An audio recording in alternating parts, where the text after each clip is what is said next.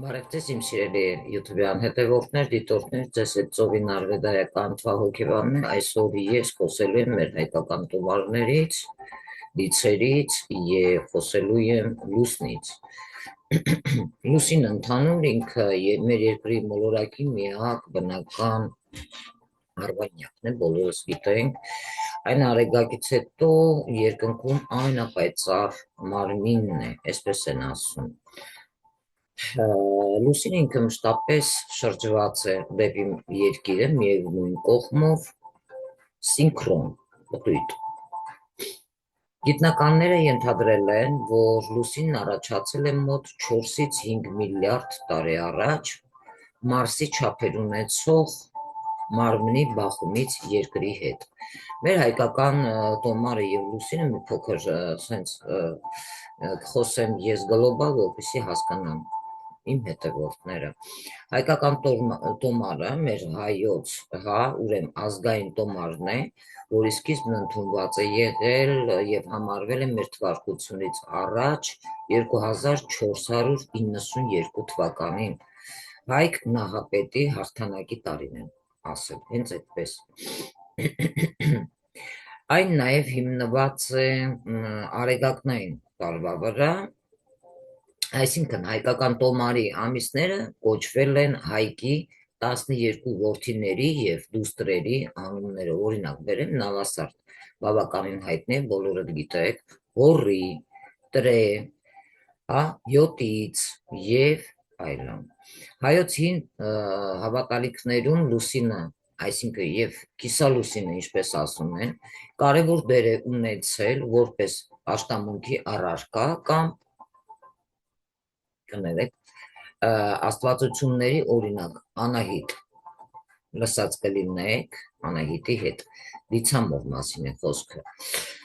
նրա հետ կապված խորհրդանիշն է։ Հայկական սրբազան օրացույցի մեջ ամեն ամսվա 19-րդ օրը նվիրված է եղել Անահիտին, որին նաև լուսին էին կոչում։ Օրինակ ուշադիր լսեք, կարող եմ ես պատմել մի քանի բան, Անահիտ դիցուհու և լուսնի նույնացման մասին, հայոց տոմարի մեջ ամիսների անունների մասին, հայոց տոմարի մեջ ամիսների անունների մասին, լուսնի նաև հետ կապված ծեսեր կամ տոնախմբությունների մասին, ինչը կարող եմ, ես չգիտեմ, շատերը իմանան, շատերը ոչ։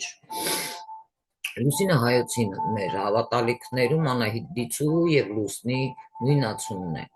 Հայոց դիցարանում Անահիտը պատմում են, որ համարվել է մայրության, պտղաբերության, գեղեցկության և իմաստության գերագույն դիցուհին։ Ստե նույնացումը Անահիտը հաճախ էր նույնացվում լուսնի հետ, քանի որ ինքը լուսինը, հատկապես կիսալուսինը, խորհրդանշում է ցիկլիկ վերածնունդ, պտղաբերություն և կանացի ուժ։ Լուսին անունը հայկական մեր տոմարի մեջ ամսվա 19-րդ օրը կոչվում էր լուսին կամ նայիրյան լուսին և նվիրված է եղել հենց Անահիտին, այսինքն լուսինը հանդես էր գալիս որպես ինչ անձնավորված դիցուհու անուն։ Այսօր մենք ունենք բավականին այսպիսի շատ հայկական անուններ, Անահիտ, Լուսինե, լսած կլինեք։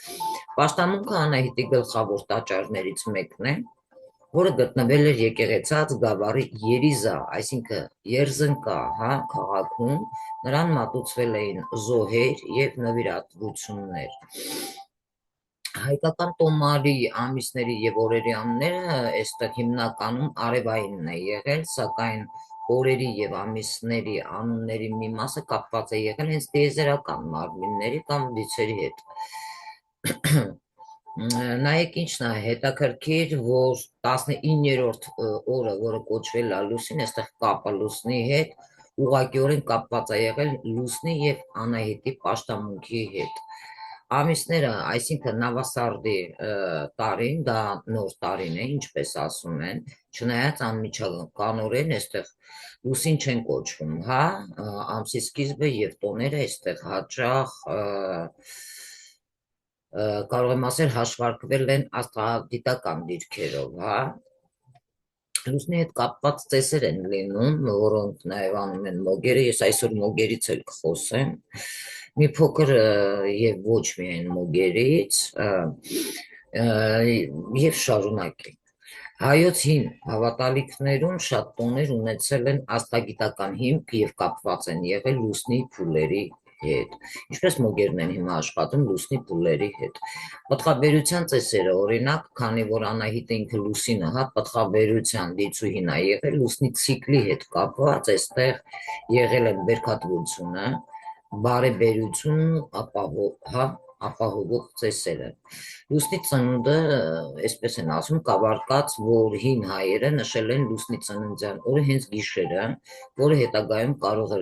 նաև ձուլվել, ինչու չէ, հա, կամ վերաիմաստավորել քրիստոնեական տոների հետ։ Տիեզերական կարգի խորհրդանիշ լուսինը այստեղ արեգակի հետ մեկտեղ խորհրդանշում էր երկնային կամ տիեզերական կարգը,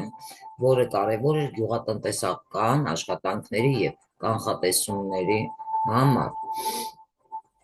Արեգակը ինքը հայոց մեր դիցարանում դա արևն է, որը հանդիսացել է հենց մեր թվարկությունից առաջ արական սկզբնավորման, այսինքն լույսի հետ կապ ունի, լույսի ուժի եւ կյանքի խորհրդանշի մասին է խոսել, որը նույնացվում էր հենց այն ժամանակ երկու գլխավոր դիցերի հետ, այսինքն մեր հայկական Արամաստ եւ Վահագնի։ Արամաստ հայր Աստված էին ասում եւ երկնքի տերը։ Դերը Արամազդի համապատասխանել է իրանական Ահուրա Մազդա, ես ունեմ նրա կուլոնը, որը մի տխմար տեսել էր, ասել էր հնոյեք ինչ մեծ աչք է, հա, առանց հասկանալու, արդեն մարդի երթագիտությունը այստեղ ցույց էր տվել եւ բավականին ամոթալի էր, որը համարվում էր հայկական դիցարանի հենց գերագույն դիցը, աստվածների հայրը,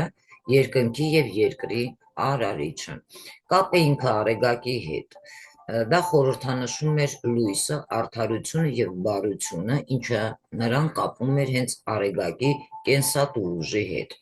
Նրա անունը հաճախ արտահայտվել է արեգակնային փայլի միջոցով, հա, խորհրդանիշը, որը եղել է հենց ամենակարող եւ ամենագետ տիրապետող եղանակին եւ պտղաբերության։ Վահակը ինքը վիշապաքաղ եւ արեգակի աստված։ Դերը եղել է Վահագի, հա, Հնդկաստան լսել եք, հա, հնդկական եւ Ինդրայի եւ իրանական վրետնագրային նմանօրինակը, ուրեմն այստեղ համարվել է ամպրոպի, կայծակի եւ պատերազմի աստվածը։ Ինչպես ռուսական սլավոնականում, հա, պատմությունը մենք բոլորս գիտենք։ Պերուն Արեգակի անձնավորումը այստեղ, այսինքն Պերունը դա այնտեղ իրանց սլավոնական հին միֆերով են ասում, իսկ մեր հայկականով դա հենց ինքը Վահագն է, ամպրոպի, կայծակի եւ պատերազմի աստվածը։ Արեգակնային անձնավորումը նա ակնհայտորեն նույնացվել է հենց արեգակի հետ հին հայկական մեր առասպելներում։ Նա ծնվել է երկնքի ու երկրի եւ Ծիրանի ծովի տառապանքից, իսկ նրա ծնունդը ուղեկցվել է կրակով, հա,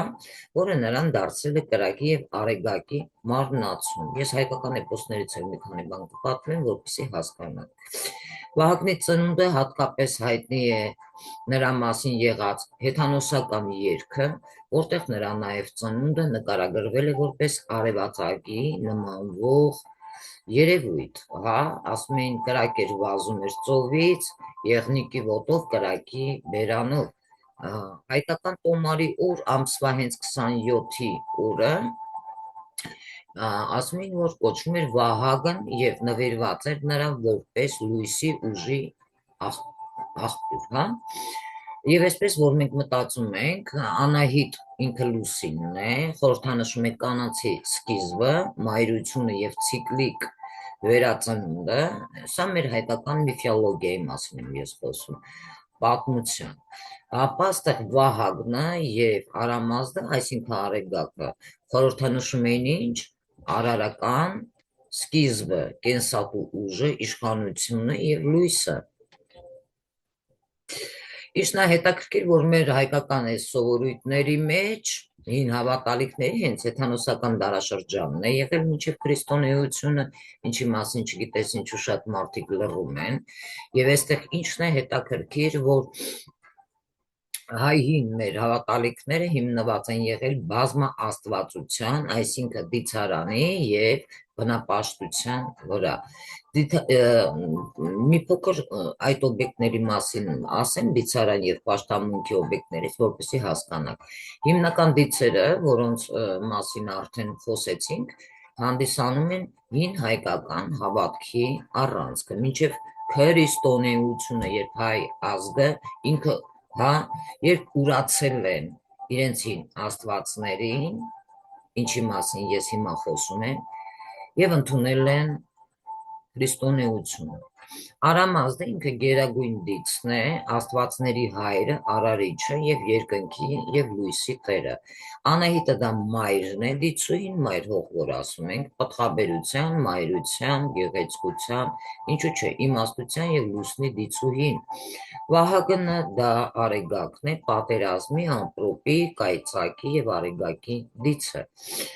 Միհր շատ լսած կլինեք, երկնային լույսն է, Արամազդի որդին, երկնային լույսի եւ արեգակի աստվածն է։ Միհրն էլ նվիրված եղել Գառնիի տաճարը հենց։ Դիր գրերի եւ ճակատագրի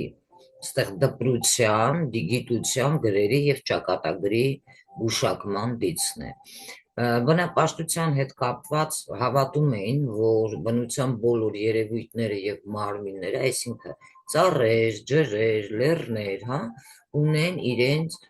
հոգին եւ տերը։ Ծառի պաշտամունքները, որոնք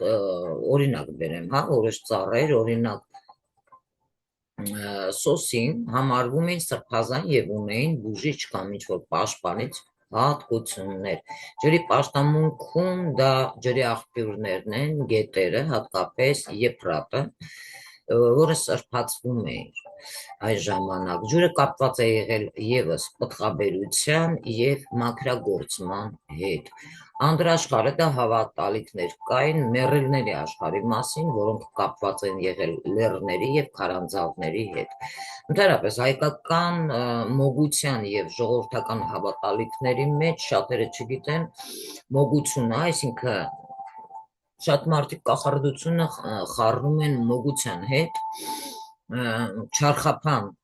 հմայելների մասին է նաև խոսքը, սրանք նպատակներ են ունեցել պաշտպանել մարդկանց, նրանց տները, անասուններին, չար ոգիներից, հիվանդություններից կամ չար աչքերից։ Պայտը ինքը ամենատարածված հմայելներից մեկը, որը կախում էին, մինչև այսօր էլ անում են, դռան վրա, հաջողություն բերելու եւ չար ուժերը մղելու համար։ Պայտերը ձիու, դա պատահական պետք է դուք գտնեք, եւ նաեւ կարող եք որպես պաշտպանություն դրսի կողմից, այսպես թաքս, իսկ եթե ուզում եք տունը լիություն լինի, այսպես բաժակը լցվում է, չէ, ծորում է ջուրը։ Այդպես, եթե դրսի կողմից դնում եք, չար ուժերը հետ մղելու համար է։ Կապույտ ուլունքները աչքի,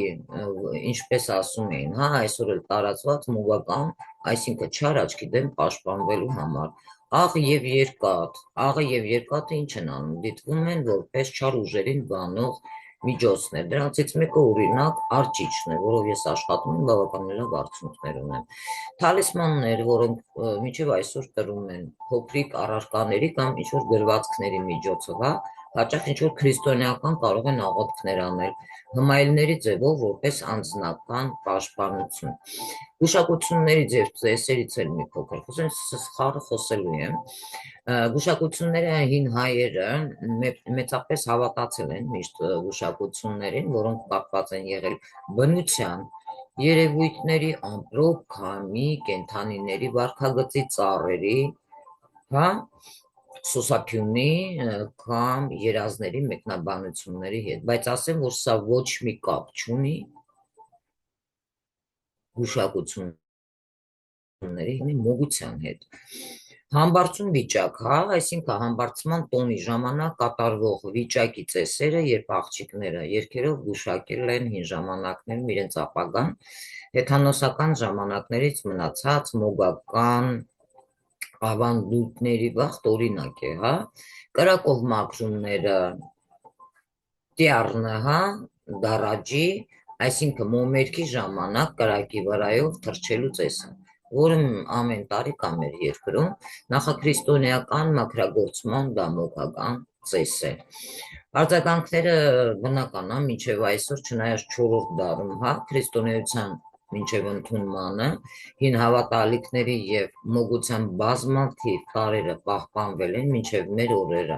ձուլվելով հենց քրիստոնեական սովորույթների հետ։ Օրինակ, քրիստոնեական սովորույթներից մեկը դա, երբ որ նոր տարում դուք բլինչիկ եք, հա, պատրաստում, այդ բլինչիկի լիստերը որ կա, դա արևն է և մեջը միս եք լցնում, ժարիտ եք անում, հա, տապակում եք և ուտում եք։ Եվ դա անում են հենց ամենաշատը, այդ որ ասում են մենք սուրբ ենք, հավատացեք Քրիստոսին և այլն։ Եթե դուք սուրբ եք, դուք ինչու եք այդ արևը պատրաստում, հա, տապակում և ուտում։ Առաջի ուրեմն մոգերը կախարդները դուք եք, սենց կոպիտ եմ մի քիչ ասում։ Հին հավատալիքներից մոգության հենց լուսնի պաշտամունքի հետ կապված շատ գյուղական, հա, ժամանակակից արձագանքներ ունեն, որ գյուղական վայրերում դեռևս կա հատուկ վերաբերմունք լուսնի փուլերին, գյուղատնտեսական աշխատանքները, օրինակ ցանքը, հա, պլանավորելիս։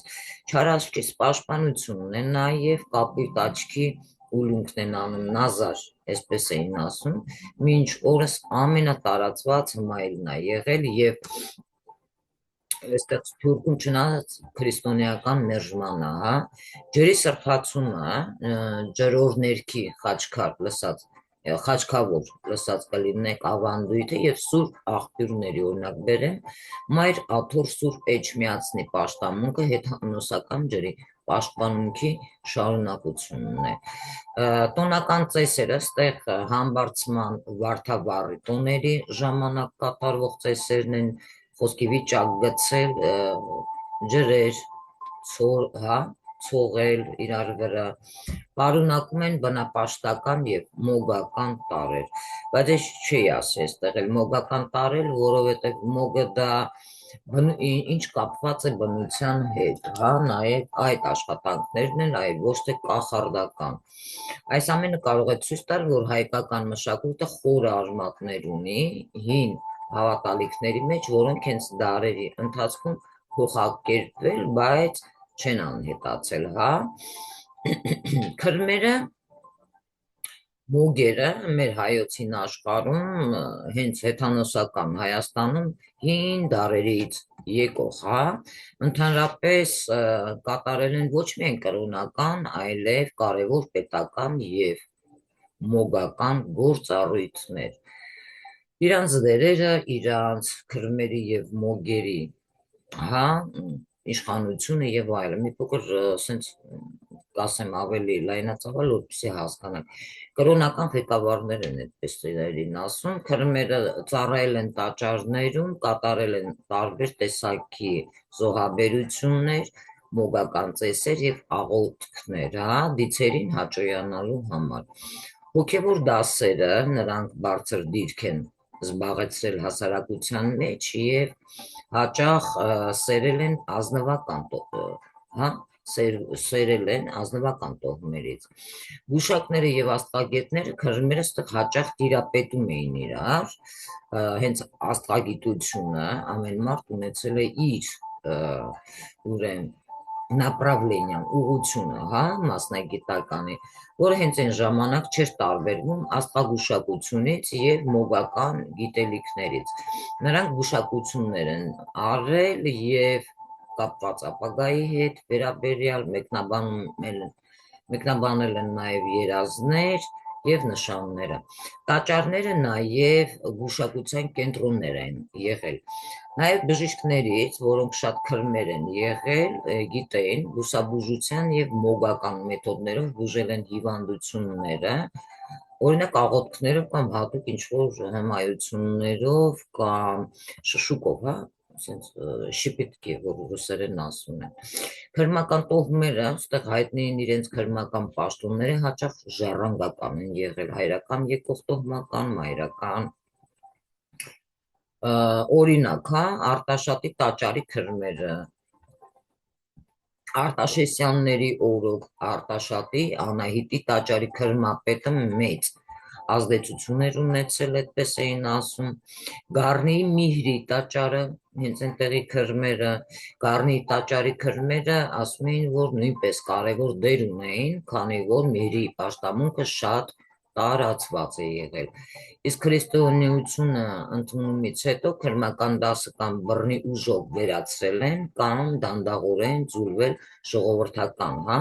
բժշկությունների, այսինքն ինչպես այսօր ասում են հեքիմների, ես գիրքն ունեմ ձեզ վերջում ցույց կտամ, եւ բախտագուշակների հետ,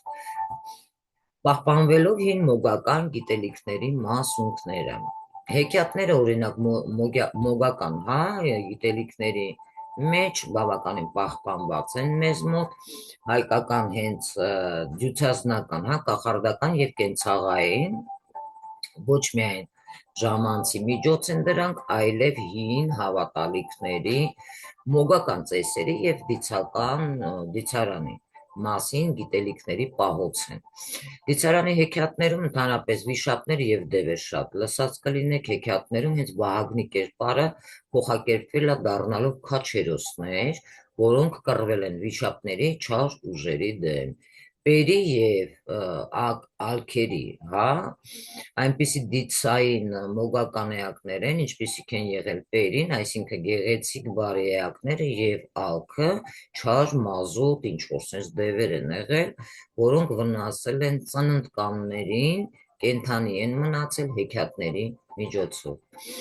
Ջրի եւ կրակի ոգիները, այսինքն ջրի տիրուհու, ծովի տիրուհու կամ կրակը, հա, պահպանող էակների մասին հեքիաթները նաև արտացոլել են բանապաշտության տարրերը։ Մոգական էլեմենտները, այստեղ հեքիաթները լի են, հա,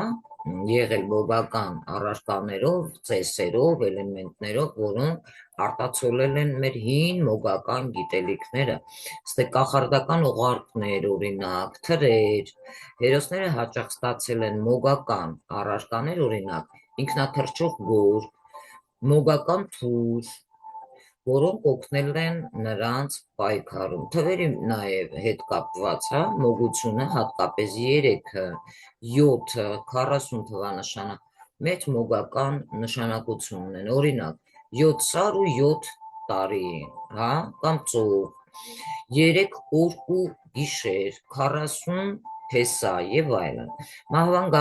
գաղտնի հենց թաքցնելը հեքիաթներում չար կախարդների կամ դևերի մահը հաճախ ասում են, որ թաքցված է լինում մի այլ առարկայի կամ մի տեղի մեջ, հա, օրինակ ձու, թռչուն, արկղ, ընդհանրապես սա մոգական համոզմունք է այն մասին, որ հոգին կարող է գտնվել մարմնից դուրս։ Կենդանի եւ մեռած ջրերի մասին է խոսքը, որով ես չեմ ասել այսքան ժամանակ, բայց ես աշխատում եմ եւ շատ լավ արդյունքներ ունեմ։ Նաեւ երբ որ տեղեր կա հատուկ, որտեղ ջրերը լինում են հորերի մեջ, նաեւ ես այսպիսի ջրերի հետ եմ աշխատում, որոնք կարող են նաեւ եւս բուժել, բայց ամեն մի ջուր ունի իր, հա, թե դու պետք է հասկանաս որպես մոկ ինչպես մեռած ջրի հետ աշխատես, հա, ինչպես պետք է աշխատես հորերի ջրի մեջ, օրինակ կանգնած ջրի մասին է խոսքը կամ շարժվող ջրի մասին, գետի մասին եւ այլն։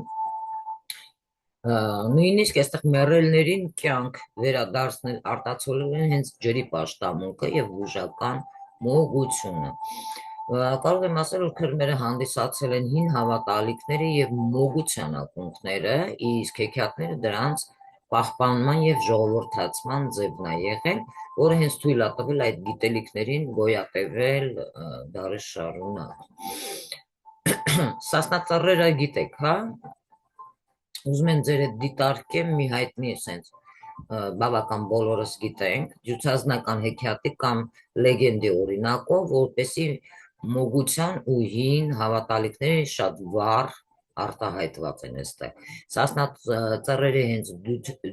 դյուցազնավեպը եւ մոգությունը, այստեղ Սասունցի Դավիթի մասին է խոսքը, այս էպոսը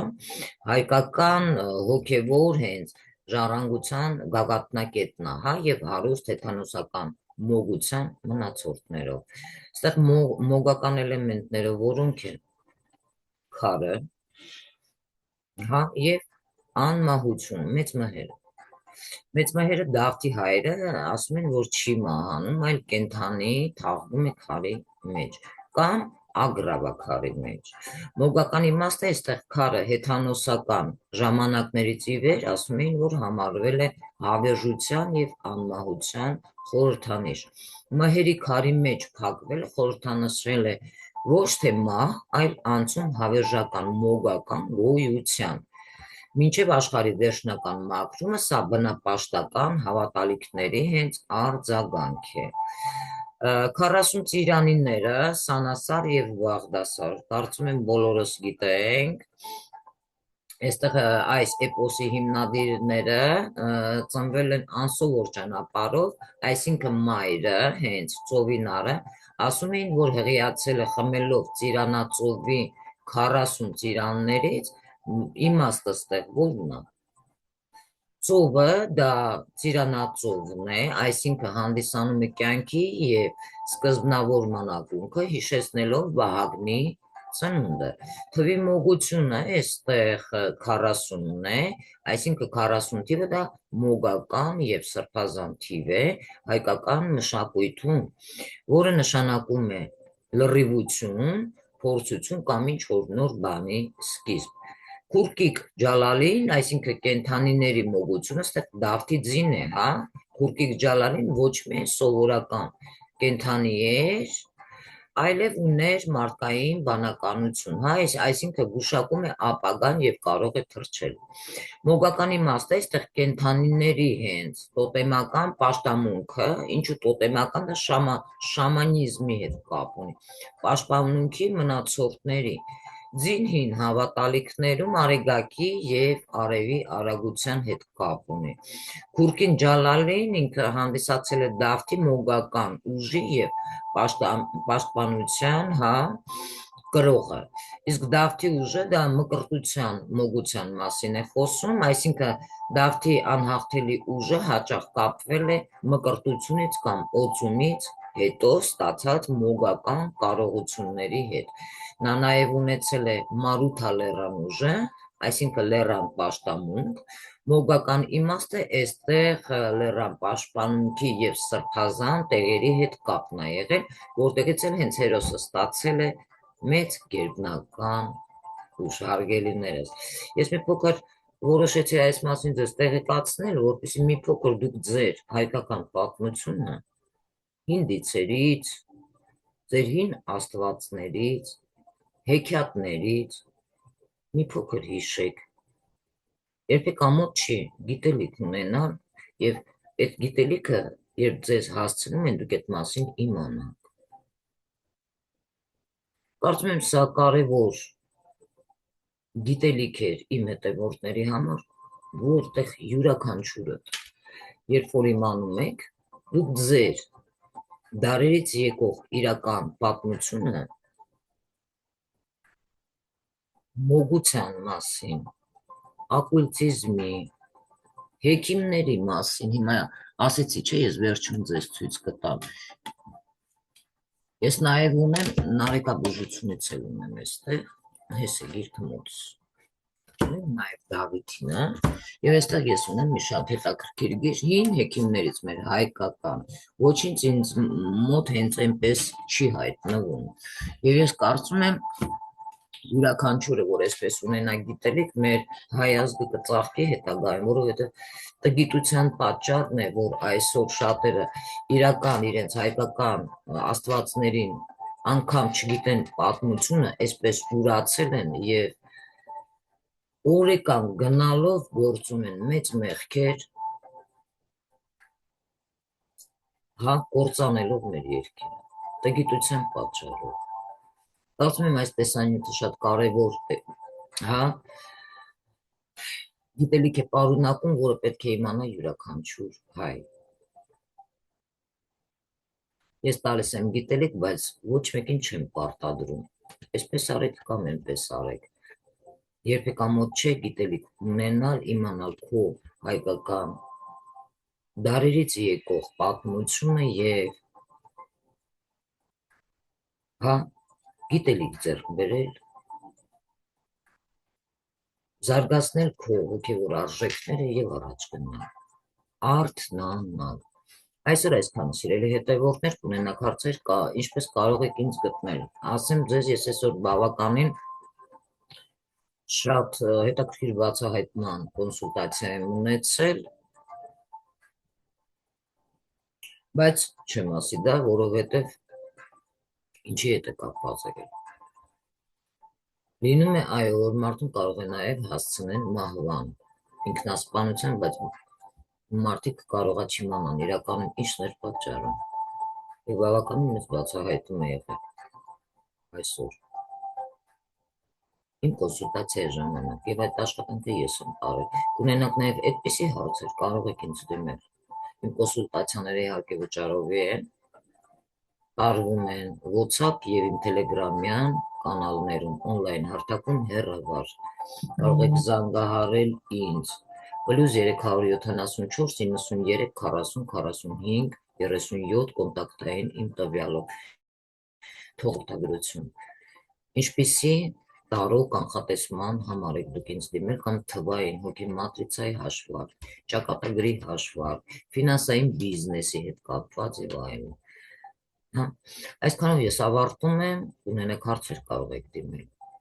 Եղեք հաջողակ եւ երջանիկ։ Այսօր այսքան։ Ցտեսություն մինչ իմ հաջորդ թողարկում։